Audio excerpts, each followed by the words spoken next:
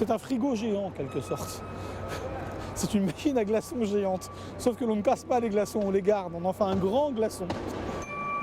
Tous les 2 ans, Philippe doit se surpasser pour réussir ce défi technique. Car la verrière du Grand Palais est une gigantesque serre. Le moindre rayon de soleil peut retarder la formation de la glace. Pour être sûr qu'elle prenne, ces kilomètres de tuyaux noirs sont alimentés par un liquide qui va geler l'eau déposée en surface. Ce liquide magique est propulsé par d'énormes machines installées dans la cour du monument. Celle-là, elle ronronne. Allez, écoute. Faut écouter. Elle est chante. Elle dit qu'elle a du courant. C'est bon pour toi ou il faut que tu aies un chef électro qui vienne te voir? On est pareil. T'es d'aplomb, ok. Bon bah super. Eh ben génial. Sous les ordres de Philippe, 50 techniciens qui travaillent d'arrache-pied. Chaque minute compte. Une grande soirée d'inauguration est organisée le lendemain. Allez. Les équipes commencent à arroser la piste. Elles n'ont qu'une nuit pour transformer la salle en banquise. J'ai reçu une petite photo il y a d'ailleurs 2 minutes. Je peux vous montrer. On voit bien d'ailleurs la transparence. Moi, je mets les lunettes. Et on a, je sais pas, on a 1 millimètre, 1,5 mm de glace là. Ouais, d'accord. Si le businessman est aussi attentif, c'est qu'il a investi une petite fortune dans l'événement. C'est plus de 2 millions, largement plus de 2 millions. Ouais. En globalité? Oui, c'est ça, 2 millions, oui. Donc c'est vrai que vous voyez, il faut vraiment faire les entrées, autrement, autrement on n'est pas bien. Olivier Moret dépense plus de 60 000 € par jour, rien que pour louer à l'État la nef du Grand Palais.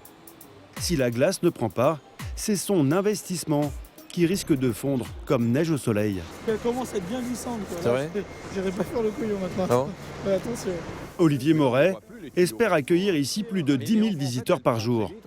Pour mettre un maximum de chance de son côté, il a prévu ce soir un gala d'inauguration en grande pompe avec patineurs professionnels.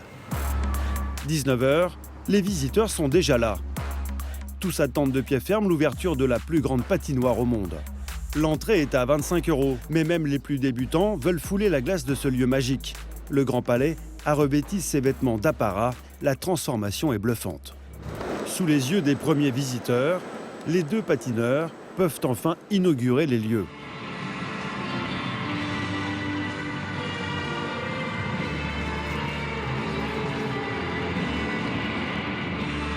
Cette fois-ci, même si Silja a les yeux bandés, ils exécutent parfaitement leur numéro.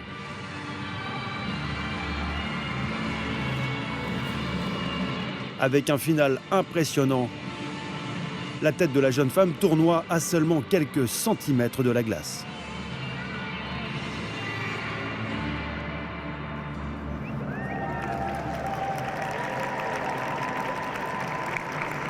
Je dois applaudir très fort Pierre-Lou Bouquet et Silva dos Reyes.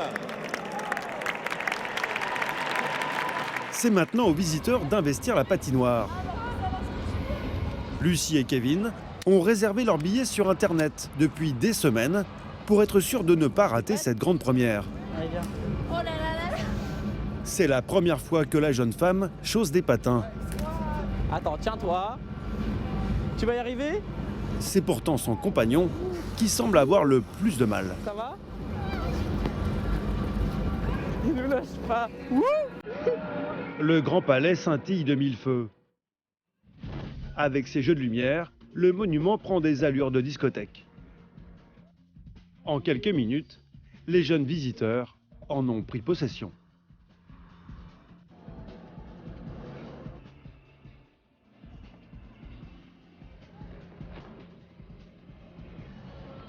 Il y a vraiment le lieu qui fait qu'on passe un bon moment. Fallait pas le louper, je pense, celui-là. Pour toute l'équipe en charge de la patinoire, le pari est réussi.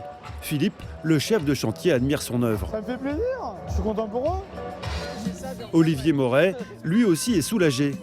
Le businessman est l'un des anges gardiens du palais. Avec mes patins. Car ici, il ne s'est pas contenté d'investir dans la patinoire. Il a sauvé une partie entière du bâtiment.